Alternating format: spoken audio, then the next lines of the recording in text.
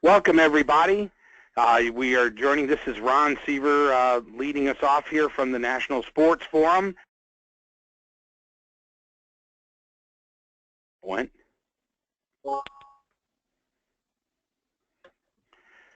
Welcome, everybody. Good morning, good afternoon, and good evening for some of the folks that are on the line here.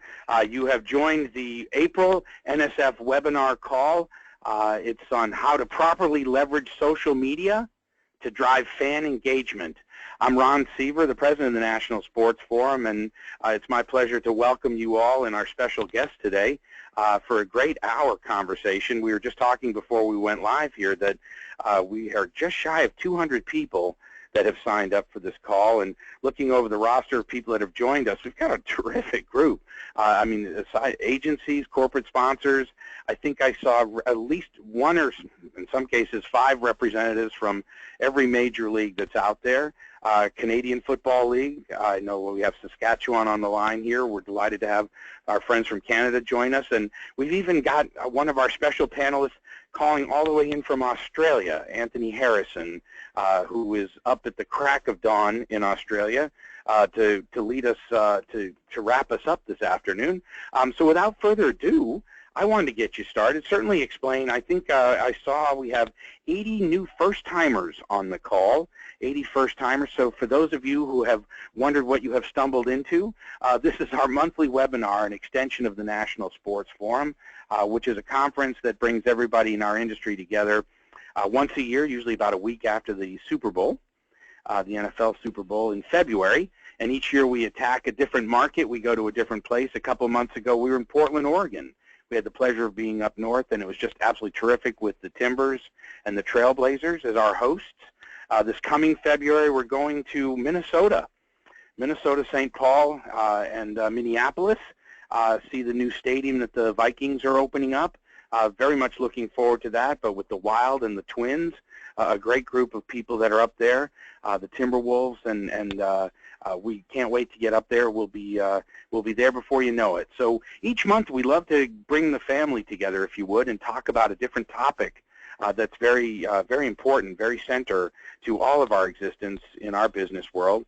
And on the call, as you might imagine, as attendees, you have people from the agency side, the sponsorship side, the business development side, a lot of team people, league people. So a very broad reach of people here, and it's fun this month to tackle social media. And so we're going to lead off here, and we're going to have a presentation from 3 individuals. Eric Fernandez, who is the co-founder and managing partner of Sports Desk Media. And then we're going to hear from Corey Breton, who is the Executive Vice President of Sales for the LA Football Club, Los Angeles Football Club, the new team that's going to be launching in LA. And Corey will tell us a little bit more about that. And as I mentioned, we will wrap up with Anthony Harrison, co-founder and account director for Eastwood out of Australia, out of Melbourne, who was kind enough to come find us this past year at Portland at the Forum, and we got a chance to meet him, and what they're doing down there, just astronomical, just terrific. So 3 great panelists here, and we're going to start off with Eric. For those of you who know the Forum, and you know that Eric is a big favorite of ours, one of my favorites. As I mentioned, he is co-founder and managing partner of Sports Desk Media, and I'm going to, if he doesn't tell you about it, I'm going to make him tell you a little bit more about it, because it's an outstanding story, what they're doing down in Dallas. Premier data targeting management media delivery platform for the sports industry. And so they provide all of our, our world, our fraternity, teams, leagues, brand sponsors, advertising, a way to directly connect with the fans, their sports enthusiasts, to drive engagement, certainly drive action, all the things that we're looking to use social media for, and they just do a terrific job of it. Eric leads the day-to-day operations at Sports Desk Media, and as I mentioned, for those of you who know Eric, he's certainly a long time, came out of AT&T. That's, I think, when I first met him, 14 years at AT&T, and certainly was really a very early adapter into the world of sports and obviously social media. He's led, he and Dan McGalla from PCG, Property Consulting Group, have led special day-long sessions. They didn't do it this past year, but the prior 2 years, we do a one-day session on social media. So for those of you who are on the line that have actually had a chance to listen to Eric, you know you're in for a treat for these next 15 minutes. So without further ado, Eric, let me turn the floor over to you, my friend, and have you give us an update, if you would. Sounds great, Ron. I really appreciate it. And Albie, if you want to go ahead and maybe flip to the next slide, you can go ahead and flip one more forward. Appreciate you guys having me on the line today, and I'll keep it brief so we can make sure that we give Anthony and Corey the opportunity to share their wisdom with the crowd. Before I get into some of the best practices that we're finding and how our clients are benefiting from social media, just a quick snapshot on who we are at Sports Desk. We're about a 4-year-old agency/consultancy media company. We're a group of about 20 sports marketers, and really our focus is on providing real-time activation of fan data insights through digital media. So we really combine and connect our two platforms, which are an analytics platform to help you really understand who your fans are, or the DNA of your fans as we call it, and then connect that into being able to take actions and how do you engage them through digital media. So our purpose, very simply put, is how do we enable our clients, which are largely sports properties, to more easily leverage and monetize their fan relationships digitally. And as I mentioned earlier, we do that in really 3 ways. We take your fan data, make it insightful and actionable. We help you find and connect with your fans anywhere they travel online and on any device. And then ultimately, it's about getting them to engage with your media, your content, to take action. If you want to flip to the next page. To kind of set the context here too is our focus really at Sports Desk is on paid social. So we really look at it too, though, in the context of how it's part of an integrated media campaign. Really looking at the various channels that we have in order to engage clients and fans, and really what is the integration of those areas. So what I want to speak to you guys today about is what we're seeing as far as some of the best practices from the paid side of social. Additionally, because Sports Desk is a programmatic digital media platform, meaning we focus on buying audience or finding audience, i.e. fans, over inventory. What we're seeing is social is becoming a growing part of that mix because of the ease that the social platforms are allowing us to take our data, import it into their systems, and allow us to really easily find a client's fan. So I really want to speak to that and to again provide a little bit further context. We do paid social across LinkedIn and Twitter, but what I'm going to focus on today, because where we've had the most success for our clients, is really across Facebook and Instagram. If you want to flip to the next slide. From a kind of a different types of applications that we've used, what I want to point out here is, a lot of our clients are very focused on how do we sell tickets, but also from looking at other types of ways that we've had success with social media. It's really been through a number. So it can be everything from customer acquisition, where one of our clients is TriDot, which is personalized triathlon training, which is a subscription-based software analytics product. Ticket sales for clients like the UFC, and other type of fan engagement campaigns, like for running television tune-in for the Oklahoma City Thunder. So I'll walk you through the different types of campaigns that we've run and some of the best practices that we've achieved through those. If you want to flip one more slide forward. Before I jump into that, not knowing how much experience the folks here on the line have with paid social, I want to just cover within the Facebook and Instagram platforms, there's really 3 core types. There's boosted posts, which are allowing you to take your content and ensure that it's getting spread more deeply within your base of followers. Promoted posts kind of takes it to the next level, where it's allowing you to distribute that content to your followers and their friends. But the one that we really focus the most on is through targeted posts, which allow us to take the data from our data management platform that we have on clients, which is coming from other sources, allowing us to mix that with the data that Facebook and Instagram have, and really start to kind of expand that funnel. Now, you're probably asking why do you want to use paid on Facebook? I'm sure a lot of you know, but for those that don't, the natural algorithms within Facebook and now Instagram, as they're moving to that same type of model, really make your organic posts available to less than 5% of your followers. So as you've spent time and resources and energy to really build up a large following, a pool of followers or likes, anytime you post organic content, a very low single digits are actually seeing that. So the ability to combine and add in paid as a strategy with organic posting is becoming more and more important in order to really increase your scale and your distribution. And we'll dive into a little bit more now as to kind of the ways we're using that. So if you want to flip one more slide, Albie, here we go. So as it relates to using more targeted and why we're really bullish about this and why we primarily use this in targeted ads, one is it allows us to do two things. One is take all the data, the rich levels of data that we have collected from other clients' resources. So whether it's pixel level data we're getting from their website, it could be data that we're getting from their CRM system or from a point of sale system. All of that data can be combined and added into a Facebook, Instagram system to allow for better targeting. So in many cases, all of your fans may not like you on social media. They may not have or not following you. And this allows us the ability to even kind of extend that reach and find the next generation of fans as well.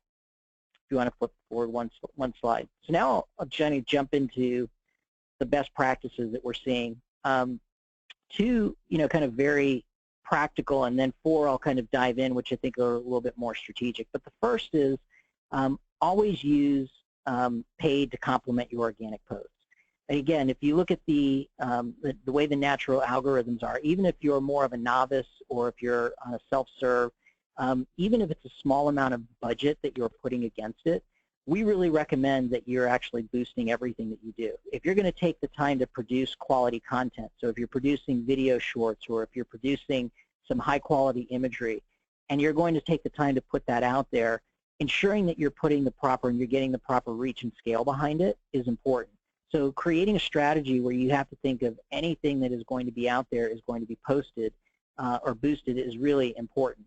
And even too, if part of your strategy is working more closely with your sponsors and partners, that they're looking to co-create content with you, needing to actually take that to the next level and putting and building from the ground up, dollars that are going to go towards boosting and posting that is really important. So that's something, again, is always think of beyond organic as how you're going to add, complement it with paid.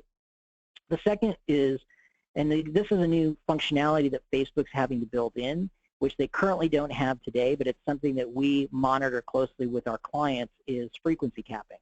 And frequency capping, for those of you who aren't maybe in the media business, is just ensuring that you can put the limit of the number of times that ad is going to be shown to a single user.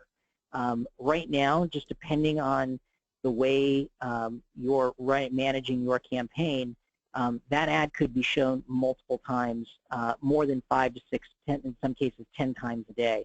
You want to monitor that closely because you start to get to concerns about wear out, annoyance, so to speak. What we're really finding, depending on the type of campaign, that the magic number is somewhere in that 3 to 5 range, typically closer to 3, where we want to start putting some frequency caps. And again, we're working with Facebook on this because it's a functionality they don't have. But it's something that we're really striving with them to start to build as a component to their system. From a strategic side, I've got, kind of walk you through these one-on-one, but I want to talk to you about kind of 4 strategies and kind of learning areas that we found that are really helping our campaigns perform better. I'm going to talk to you a little bit about day parting and how we can change message based on how an event is running. We'll talk about optimizing your Facebook relevancy score, what is that and why that's important. Creative use of geo-targeting, and then lastly is looking at beyond just traditional click metrics for direct response. So beyond click-through rates, what are some other things that you want to look at that are part of the benefits of using social media? So Albie, if you want to go to the next slide. The first best practice is creative day parting. And this is a campaign, a tune-in campaign that we worked with the Oklahoma City Thunder. And what we found is that by day-parting the creative and changing the message, so prior to tip-off of the game, we would run, starting the night before, for about 36 hours, or 36 hours before tip-off, we start running the campaign to make fans within that desired area aware that the Thunder are going to be playing at what day, what time, and the location of the game. As we start to get closer, as we work through day of game and we get closer to the actual game itself, the minute we get to tip-off, we actually switch the message, and we change it from the date and time to watch live now. So changing that sense of urgency. We also ramp up frequency because we want to make sure that we're trying to reach those fans as they're out and about and trying to get them at some point throughout the duration of the game to tune in. What we find is, by this strategy alone, has allowed us to increase our engagement rates by 71% just by creating different calls to action and different creative. So again, you want to think about the natural flow of your event, and what are ways that from start to finish or intermediary that you can start to really change that message in order to drive better engagement and create that sense of urgency for your event. The other thing too to notice is what this allows us to do is we've got this post-game remarketing. So our ability to really look at the ability to start to build retargeting pools.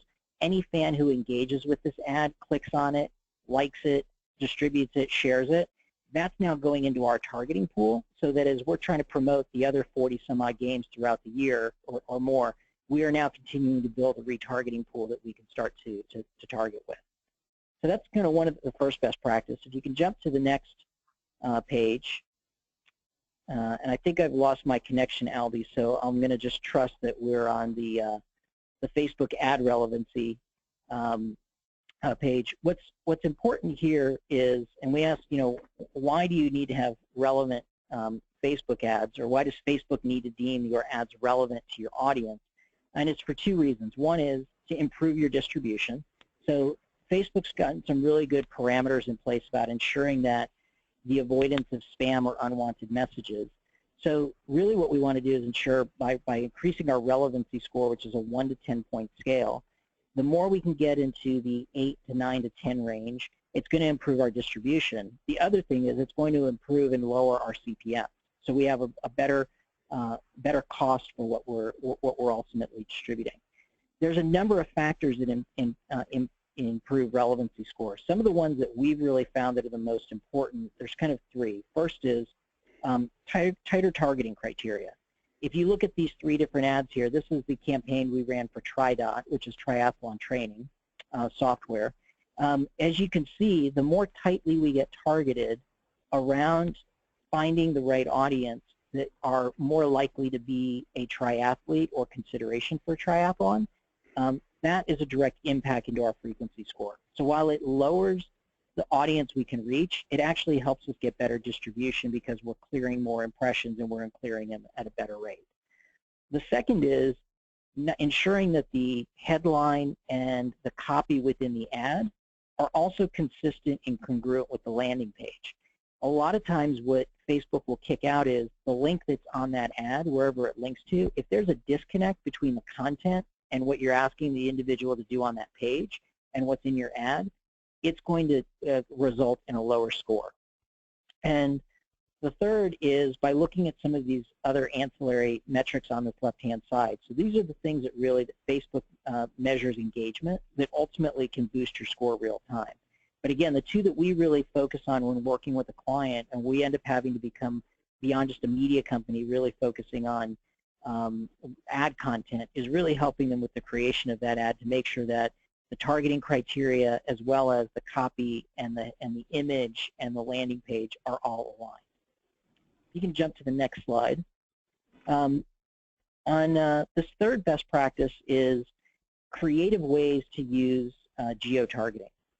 And one of the things that we've really started to explore a lot more with is geo-fencing. And for those of you who aren't maybe as familiar with geo-fencing, I'm sure a lot of you are, but it's the ability to build essentially a parameter around a venue, around a certain, you can put it, as small as 500 meters up to about 10 kilometers.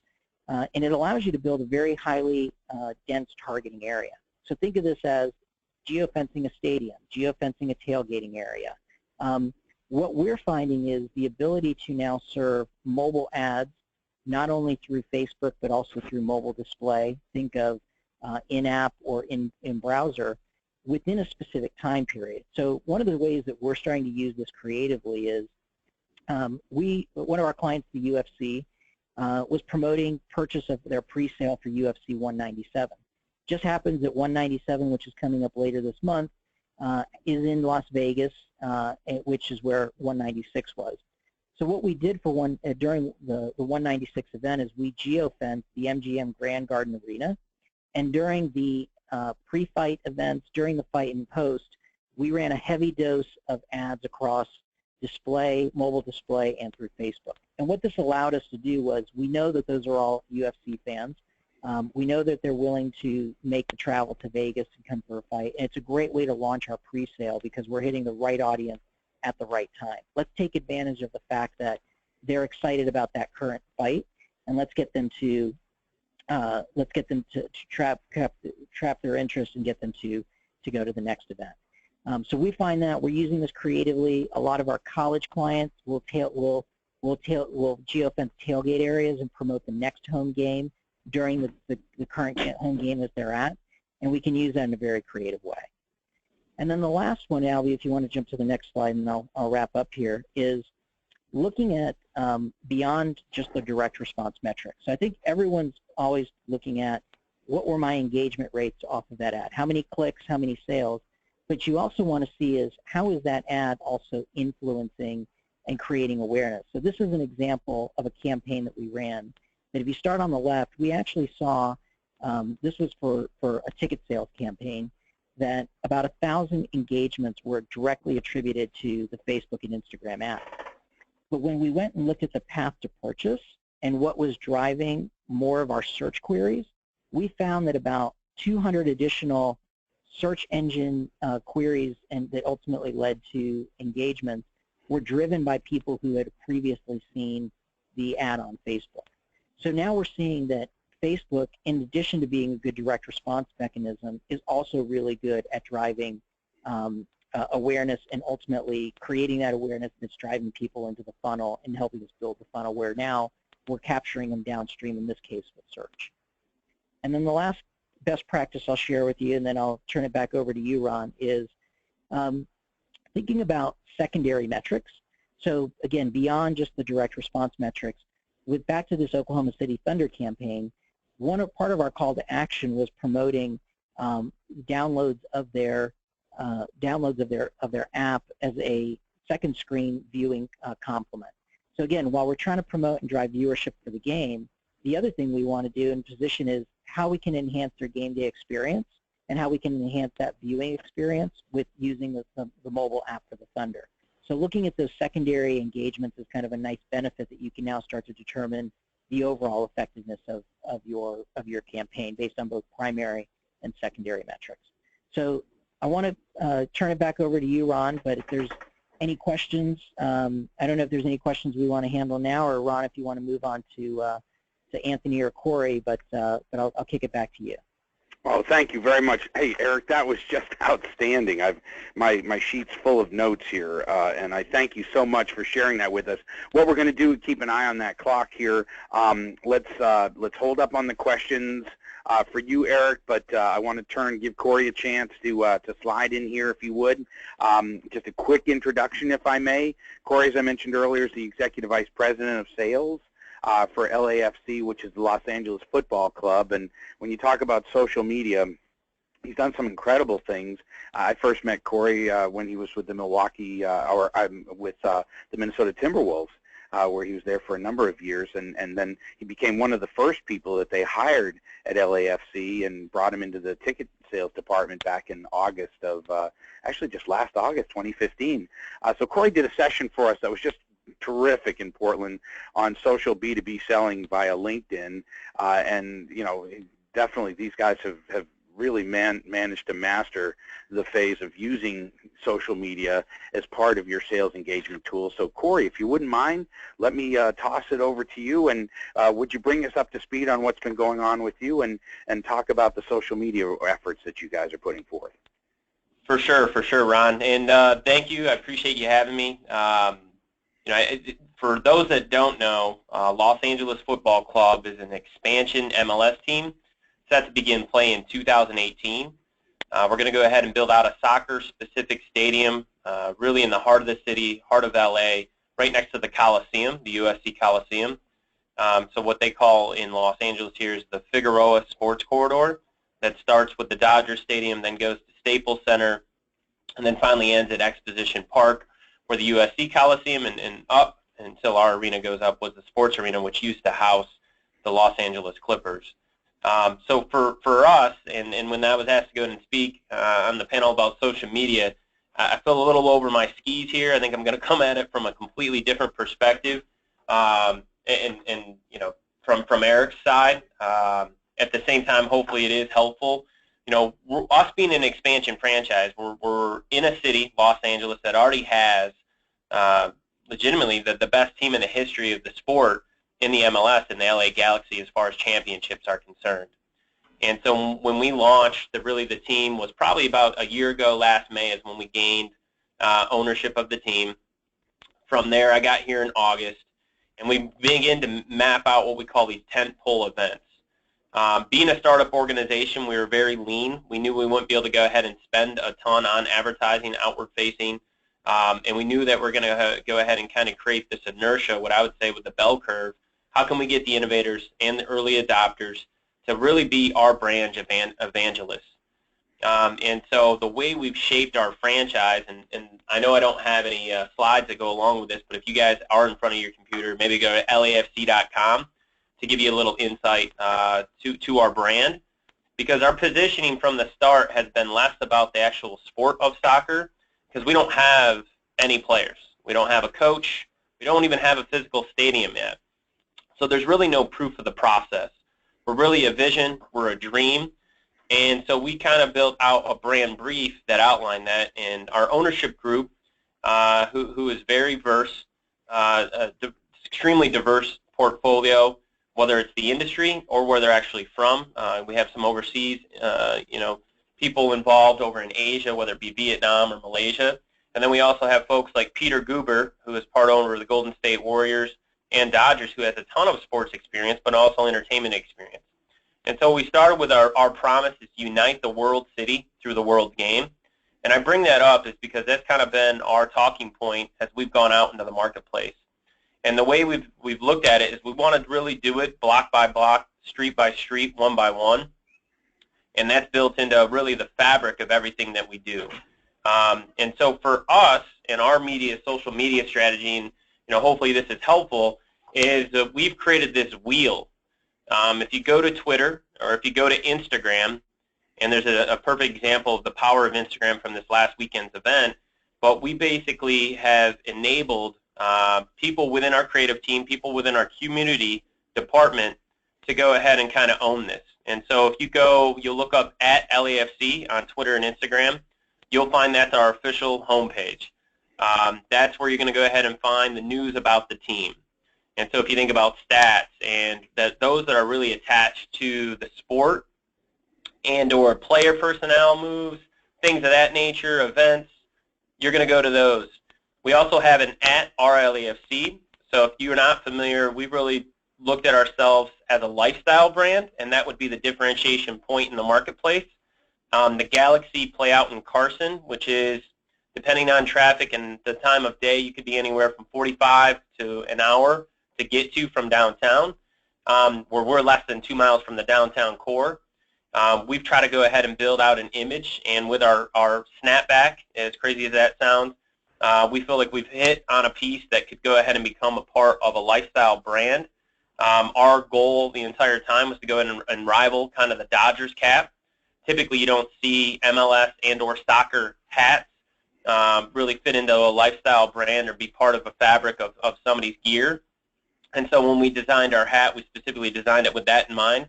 So we also have an Instagram page called RLAFC, which is more lifestyle oriented.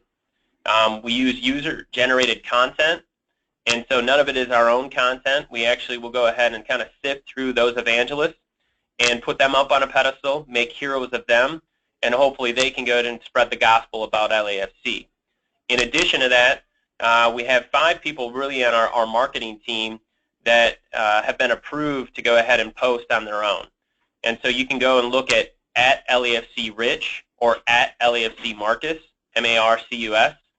And if you look at those pages, and both on Twitter and Instagram, you know, it's real time.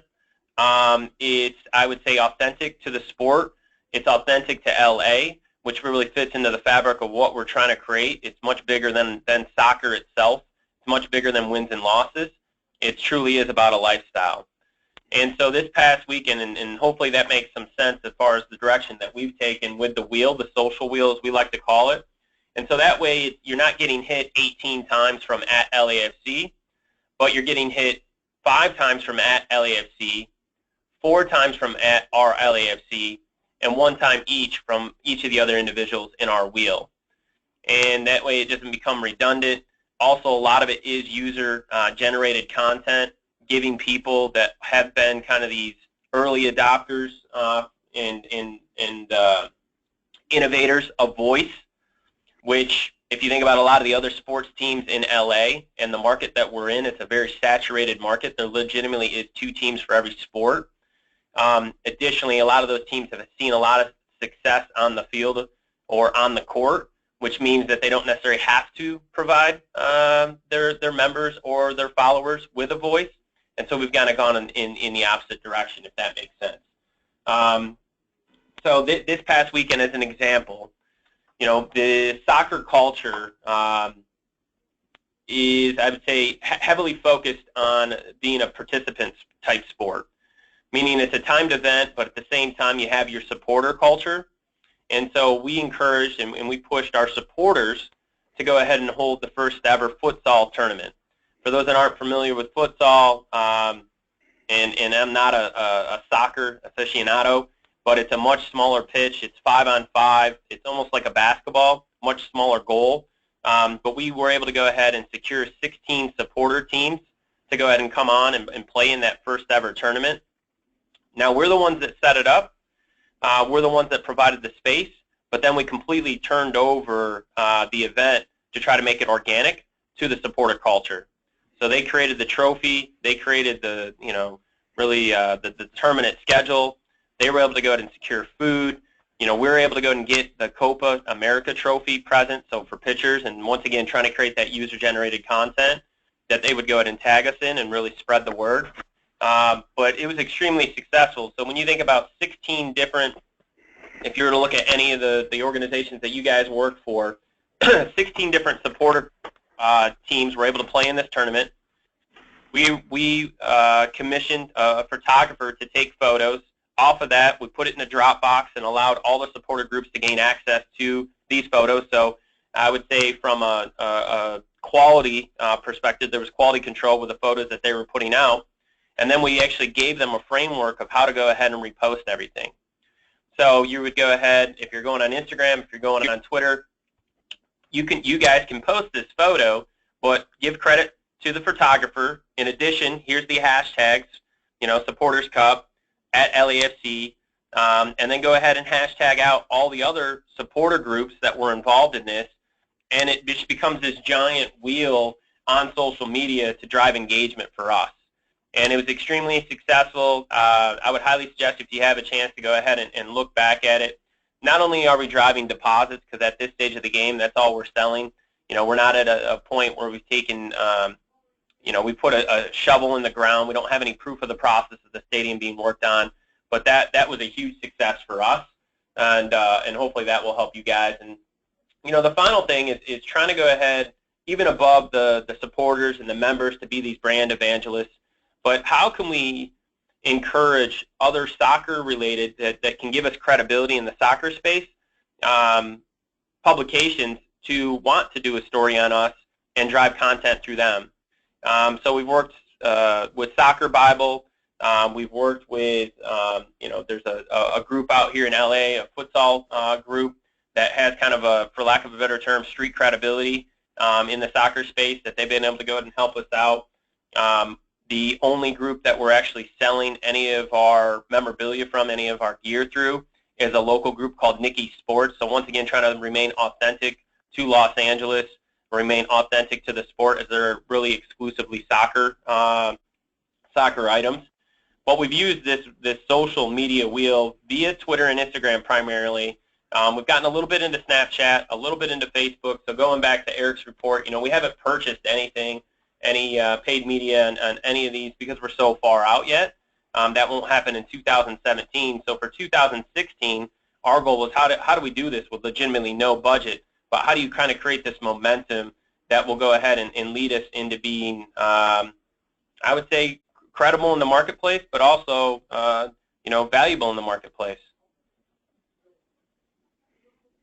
So, Corey, if I could ask you a question, I'm sorry, I didn't mean to interrupt, but I heard a pause there.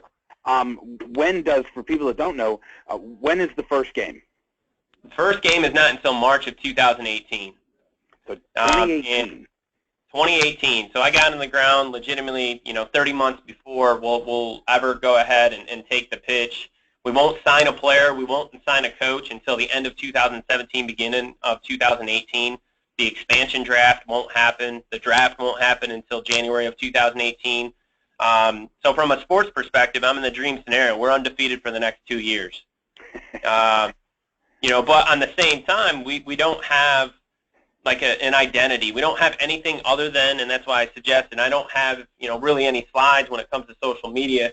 I wanted you guys to go and experience it, in your downtime after this call. Go to LAFC.com, check out our website, check out our launch video that we created.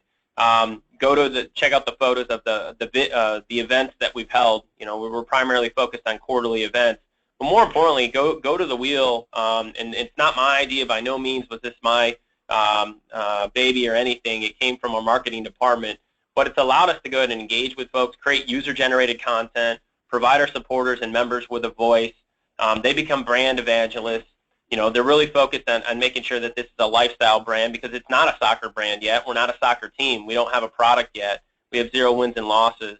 And so how can you literally build a vision, a dream out of thin air to try to unite a very diverse city that obviously has a strong interest in soccer, but do it in a way that's not attached to the end outcome, if that makes sense. So we've really focused a lot about that. That's been the culture internally. We've tried to transition that externally, and legitimately all of our events have been grassroots events, grassroots approach.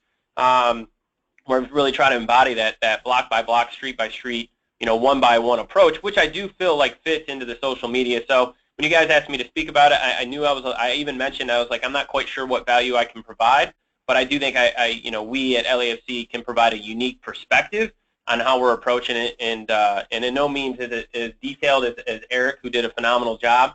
But hopefully this conversation, as you guys dig through some of the elements that are out there, it will be beneficial for you.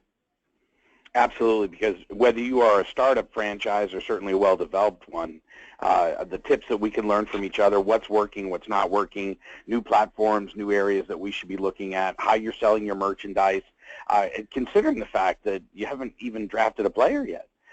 So that you have nobody to market other than a brand. So truly a very unique format that you're attacking, and you guys, I take my hat off to you, because for an organization that has not started yet, primarily through social media, you've managed to keep your name out there and keep especially in a market where there's so much sports involved, you don't get it forgotten. People are anticipating and waiting for you guys to launch. So continued great success. We're going to have an excellent time watching as you develop this, because we know great things will come out of it.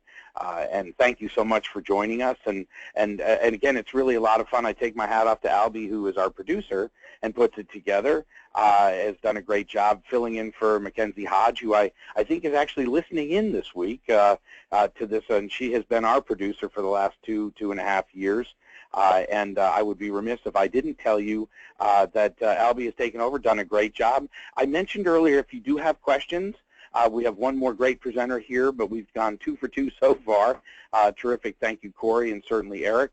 But on your screen, you'll see a chat box in the bottom right-hand corner, and there's a place there where you can type your message in, or if you have a question for either or everybody on the call, please feel free to go ahead and do that. Just fill it in there. And for those of you, again, if you like great new ideas and things like what we're doing here, we also want to recommend to you that you might want to check out Selling It. Subscribe to Selling It.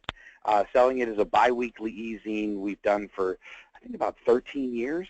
And you can sign up for every other Wednesday. Albie and the team, Mike, put out a new story on something interesting that we have found that's going on out there that caught our attention, a new program. You can sign up for Selling. It's absolutely free. We send it to you. You'll get a message in your inbox. You can click on it. You can also read it off of our website.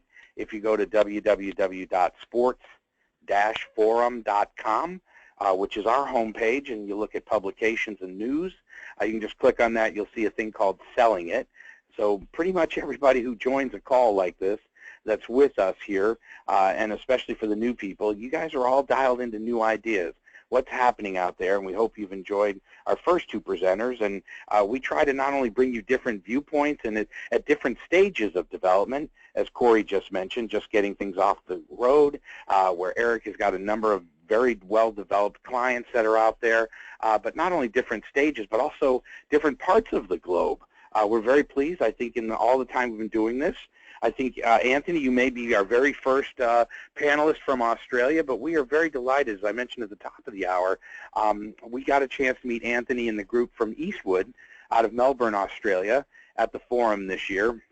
And so I want to do a quick introduction and then turn it over. I know it's about 4 o'clock in the morning or a little thereafter, so we very much appreciate you losing a night's sleep here to join us here. But Anthony is the co-founder of Eastwood. Now, what Eastwood is, they're a studio that specializes in creating digital properties for sports teams, leagues, and their respective partners. And you're going to hear about, perhaps a number of different organizations that we're not familiar with here in the United States: Cricket Australia, Tennis Australia, Melbourne Stars, the Melbourne Rebels, the Sydney Swans Football Club, Cricket Victoria, which is, I think, where Anthony came from. But he's a graduate of the University of Tasmania, which makes you the very first person I've ever met from the University of Tasmania. But you do some great work down in Australia, and we thank you very much for coming up today to share this information with us. So, Anthony, let me turn the floor over to you, my friend. Awesome, thanks, Ron. Very appreciative of that fantastic intro. Hopefully, it's well deserved. But yeah, no, pleasure being here, and not a problem at all dialing in early. Hopefully, I can make sense of it all, and I don't fall asleep halfway through the chat. But yeah, leading off, I don't know, Albie, if you want to flick to my first slide here. I think my chat kind of works in really well with what both Eric and Corey have kind of led in with. Eric obviously doing some incredible stuff on paid social, and Corey and his team doing some really interesting stuff in terms of converting that digital grassroots tribe into becoming brand evangelists. And what I'm kind of going to chat to you about over this next little while, maybe sort of 10 minutes or so, is sort of more the day-to-day social, like planning and focusing around organic activity. So I'm not talking anything paid social here. It also, again, it fits really nicely in what Eric's already taken us through. I guess what I want to reiterate here is your day-to-day activity with your organic social. You've still got to have that right intent. You've got to be talking and fostering a healthy community. Listening, contributing. A lot of what Corey's kind of been, talking with him and his team have been doing there. I guess what I wanted to kind of go on top of that, so that's your kind of baseline intent, is also what you can get back out of the relationship. All this time and investment that you and your social team are kind of putting in. How do you make sure that you're getting stuff out of it and getting back from it? And with that, it's all about, in my opinion, and how we work with our clients is you've got to start with these clear objectives. So, Albie, yeah, if you want to flick to the next one. So, yeah, to get yourself out of the gridlock of the day-to-day, working in with some, with your organisation and identifying some objectives of what are we going to be doing in social, and it could be looking at certain pain points that you have, whether it's reducing support calls, whether or not it's you've got car parking issues at the stadium, so you really want to start promoting public transport on match days. Maybe you're looking at branching out to a specific demographic or audience segment. Using a bit of a case study here with one of our teams that we've worked with that I'll use throughout the chat is, we worked with them and they had some key sort of objectives that they could sort of see, which was sort of using social media to create some sponsor value. As with most teams, they also wanted to look to reduce their reliance on players to create social content. It's sort of something, players are really hard to, it's what the fans want to see, but at the same time, with playing schedules and all these sorts of things, it's hard to kind of base a social strategy around something that you can't control very well, and maybe something that's probably a little bit lighthearted and intangible is increasing fan passion. So once you've kind of got those objectives set, and Albie, if you want to flick to the next slide, that sort of really helps you then define the activities and almost like the small little social campaigns that you want to start running throughout that week. So you build these into a bit of a weekly plan. You share those with your entire team. Maybe it's a Google Calendar. It's great to have that sort of available through the organisation. Creates a bit of continuity. Have your little activities. I might sort of also call these social campaigns, but have them dropped at the same time each week. We found that really works, and I'll go into a couple of different examples over the next couple of slides. But having every Friday at 2 o'clock having a certain activity drop, really just over time, your fans and your community know that activity is going to be there, and if it's good enough, they'll keep dialing in, and that continuity really kind of helps in sort of enforcing that and getting that engagement through. Also limits overlap and helps you kind of look ahead and see any gaps in your social calendar and where you need to fill holes. And Albie, if you want to jump to the next one. So dialing back to the example that I've got here, if we remember those kind of 3 example overarching objectives, here's a couple of activities that sort of came about from that first objective around creating sponsor value.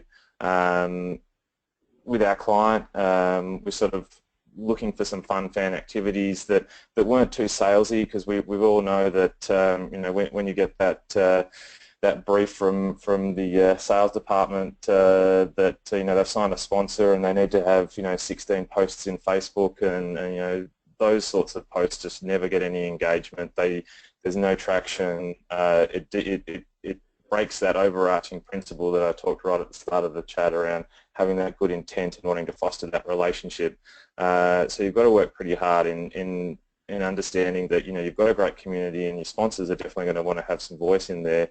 What value can we add, and what fun way can we work with our community to sort of activate that? So here's a couple of really basic fun examples, and we can easily integrate the sponsor into the activity. One here was just utilising Photoshop. In the top example there was a spot the ball, Photoshop the ball out, put a grid line over the top, and seed it through whatever network works well with that, and add in either a sponsor incentive, logo placement, whatever, and it can also be expanded into different platforms as well, whether that's bringing it back to the website for data capture and here there. Another example, again, just blocking out a player and throwing in a basic guess who. Again, very simple, very popular amongst, as you can see with sort of the feedback that they were getting from their community. It was something that fans really enjoyed, and again, that continuity, these sort of worked into around a strategy of Friday Fun Day. So they dropped in every Friday in the afternoon when the work weeks kind of coming to a close and people are looking for ways of getting them over those last few hours of the day. Albie, if you want to flick to the next one. So onto the second objective, reducing reliance on players. As I sort of led in before, is again, you're just having a team that training schedules, or if there's commercial requirements that you can only use them certain amounts of times, it's really hard to kind of fill your all of these social channels like Facebook, Instagram, Twitter, Snapchat with content when your key kind of content creator, I guess, is out of your control. So one of these objectives here is, how can we look to utilize other elements around the sport brand, sport team brand to create content. So we looked at obviously our stadium, we looked at even the mascot. So fun little, again, campaign ideas around here, utilizing a almost treasure hunt scenario in Instagram, where we can take some random photos around a certain point in the stadium, bring fans down to uncover a little surprise, a gift voucher or something like that. Another great and really successful campaign was putting our mascot into a random, at the MCG we call these bays, I guess your stadium might call them stalls or whatever it is, and letting the fans kind of have a guess of which one the mascot's in, and then awarding a prize from there. So yeah, again, very simple but great little campaigns to kind of lessen that reliance on players. And then flicking to the last example there, Albie, building fan passion, and again, it's probably seen this is a couple-year-old example now, but something that you're probably seeing at almost every stadium or every live sport game you go to is throwing fans up on Instagram, just to kind of give them centre stage and to give them their moment in the spotlight. Really kind of gets them passionate and makes them feel like they're part of the team. So Albie, just on the next slide there. So once you've got all those activities, and although my examples did show this, the execution of them, it's the best way to showcase those. But once you've got all these activities, it is sometimes only half the problem. How do you know which platform to use? There's so many of them out there, with new ones popping up almost all the time, and they, the public interest in them seems to go ebb and flow in so many different ways. Like at the moment, Snapchat is definitely rising and becoming quite a popular platform over the last 12 months. We saw that with Twitter maybe 12 months previous to that. Facebook's always been there and always will be there, but how do you know once you've come up with these ideas of which is the platform of choice? So Albert, yeah, that's it. Thanks, mate. Definitely let the activity dictate the platform. I think that's if your ideas are good enough, you'll find some simple fits. And I think, but you do need to definitely understand all the different platforms and their capabilities. So that can kind of almost help you define the activities. It's a bit like the chicken before the egg. A good example of this, I think, is in Periscope. If you dial back a couple of days, they announced, and for those that don't know, Periscope is the live streaming product that Twitter bought, that allows you to live stream straight from your mobile phone seamlessly into the Twitter stream. It's an incredible piece of software. But last week they just announced that creators of these streams can annotate and sketch on top of the stream that they're capturing, which is incredible. So if you think about that, knowing that technology and keeping up to date with that, even if you don't know exactly how to do it, but just knowing that is a capability, that can really dictate an activity, because you could think, oh, I could use Periscope with maybe a member of the coaching staff using during team training. They could talk through strategy, they could highlight interesting plays or highlight interesting things that they think of. And this sort of activity then could be quite interesting to a higher education partner or some sort of strategic thinking partner, and it wouldn't, and you could potentially build a sponsor value out of this activity, and it wouldn't have been possible if you didn't have some sort of basic understanding of what Periscope is and what the feature set is available to it. And I think each network has its own opportunities given its user base and its technologies. Some activities can be seeded across all networks, but definitely don't plug the same content and post. I think if you look here at this example, it's the same activity. It's a quiz activity, and utilizing the power of each platform to kind of help best showcase that activity. So in Instagram, it really utilized a short video of what happens next. In Facebook, it was an image post, and in Twitter, we used a Twitter poll. So it really gave the fan a reason to connect on each platform. They weren't just getting the same image that was used through some aggregator to push it out onto all three instantaneously. It was actually thought about with each separate platform.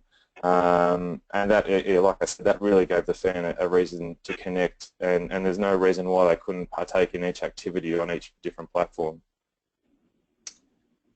And then just to wrap things up here, I just wanted to kind of make a bit of a mention on sort of working smart and knowing your limitations and exploring and having a bit of fun. And I guess that's sort of some of the excitement around social media is really. It's not new. Like, it's still, I'm guessing we're sort of into 5 years into social media, but because of how dynamic and how much it's changing so quickly, and new properties and new platforms are coming out almost every day, it's definitely an area that you can have a lot of fun. And one of the sort of methodologies or approaches that we take is something similar to what we would use in the software industry. So Albie, I don't know if you want to flick to the next slide. When we build software, we kind of have this philosophy of minimal viable product, which essentially is the simplest implementation that can honour an idea. So it talks about what can you do that you've got a great activity plan, but you don't want to take too much of a risk. What's the best way that we could get this to market, get this into our fans' hands? And then we almost evaluate it while it's out in the public. And we're taking this approach. There's a lot less stress if we get it wrong. If we do, we just cut our losses and start again. So if we think about maybe our example, taking through that quiz that I showed a couple of slides back, your objective that you have right at the start that you've worked with your organisation, you might have a new team, you might have a bunch of players that your fans don't know. Maybe an objective is increasing knowledge around this team and their players. So it leads to an activity which you think is a great trivia-based activity, a quiz. And taking this MVP approach, maybe that activity starts with a Twitter poll. It's just a simple question, 4-step answer. You validate that, you start seeing the engagement that you get back on that. And then you sort of say, oh yeah, that kind of worked quite well. Maybe you move it to an image on Facebook, and maybe you spend a little bit of money and you promote that post. Again, you validate, you kind of work to the next one. That works. Maybe you work with your media team and cut some footage together, and you create a what happens next, or some great kind of fun, engaging little video, and then again evaluate and move on to the next level up. And as you sort of see the stats on this activity, if it becomes popular and becomes really quite engaging, it could escalate into a fully fledged sponsor product. It could even move to a stadium activation with a mobile app. It could work out to be a new revenue stream for your organisation. And it really, all it did was start with a Twitter poll. And I think if you went for the fence on the first attempt and failed, if you kind of went with this crazy kind of stadium activation mobile app, spending lots of money, and it failed, that's a huge loss, and you'd probably be in a lot of trouble. But if the Twitter poll had failed, it's not an issue. You could just, okay, that's not of interest to to our fan base. Let's cut our losses and move on to another activation idea. So that's that philosophy that again, the MVP is very popular in the software industry, but I think it definitely applies also in social. An example of that, I think that last slide here, Albie, is just here's a series of creative that we produced, and I loved it. It was one of my favourite campaigns and favourite activations that we did, where the team that I've used here as an example is the Melbourne Stars that we work quite heavily with, and utilising some fun tongue-in-cheek creative to kind of help promote their mascot and their team. It was fun, looked great. We seeded it out through social during match day. We had some fun little witty captions that went out with it. But each took a lot of time to produce, to Photoshop to really kind of clean that up. And when you look back at the engagement that we got around each piece, although we got some great comments and we got a lot of activity, it just didn't really work with the amount of time that we invested in it. So again, it's just something that's like, okay, well, we tried that out, it was fun, but it didn't work. So we reviewed and we moved on to something else. So that's going there. I suppose one slide which I think I've probably missed in hindsight, unfortunately, was where I've kind of stepped out. I think my third slide around clear objectives, defining the activities, and then the third step really is this reviewing and iterating, and then coming back to those activities if things aren't working well. So yeah, so that's kind of me done there. I just hope you got something out of that. Again, it's just worked in really well with what the other guys have been talking there. Just sort of how you can approach the organic social side of things in your organisation. Well, Anthony, thank you very much. I love it, and I love the fact that you'll try different things, you're trying new things, and always pushing the edge. I'm just curious, I mean, every year we hear about new social platforms popping up, Periscope, Meerkat, things of that nature. Anything that you're keeping an eye on? I mean, and I can throw this out to any of our panelists here, but anything that you guys are paying attention to and you recommend that we should be dialing into? I think definitely at the moment, where I don't know if Australia is a little bit behind the ball game here, but Snapchat right now for us, especially with the teams that we work with, to target the youth market, Snapchat is just absolutely the target for us at the moment. Just seeing huge interest around that product, definitely with the youth market, but it seems to be growing outside of that now too. I saw a stat the other day that something like 50% of new sign-ups to Snapchat are over the age of 25, so it's definitely the market for Snapchat's broadening.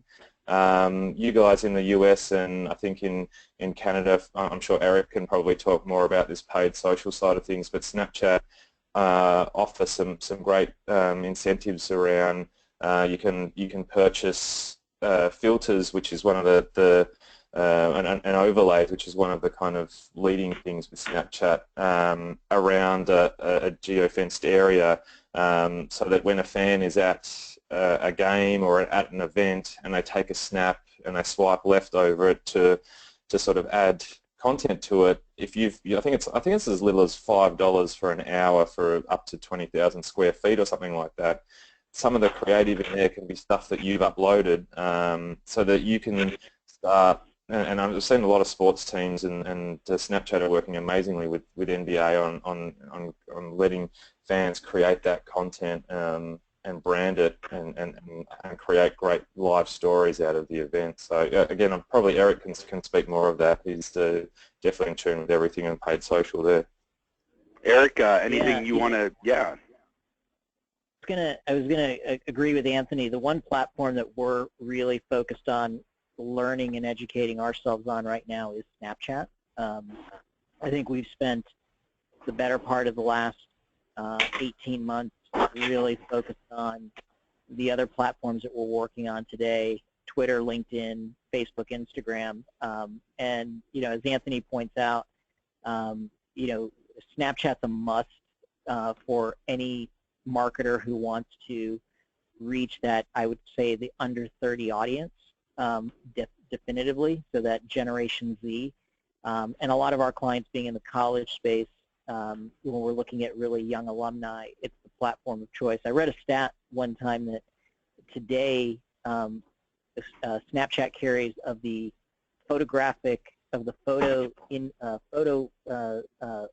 amount of photos transferred across the internet, more than 50% of the photo traffic of the internet comes across Snapchat. So it's gone to be the most scalable photo platform on the internet of any sort of. So it's a platform we have to figure out, and it's one that we're working on. I don't have a lot of good answers for this for the webinar today, but as Anthony said, it's the one that we've got. Our product development team is really looking at how we can figuring out kind of what's the right way to use it from both an organic and a paid perspective, because they are very creative and innovative. They are not coming up with very traditional, and I use that in air quotes, media products, but they are creating revenue streams to these non-traditional fun things like filters that are out of the box, and I think we're in the process of figuring it out. But that one's the one that's at the top of our product development list, is really figuring out how do we crack the code there. Absolutely, and Corey, to round it out, anything insights platforms that are really on your radar screen right now? You know, I think Snapchat is obviously one of them, but I think you have to be active in all of them to some extent, and try to be as relevant as possible in all of them, because otherwise you're missing a piece of the market. And so for us, it's how do you spread your time and how do you create content that is actually valuable, as opposed to just putting out things that are kind of irrelevant and then don't have staying power. I mean, the biggest compliment you can get on social is when somebody retweets you or reposts it or puts it under their own format. And so how do you create valuable content that people want to go ahead and share?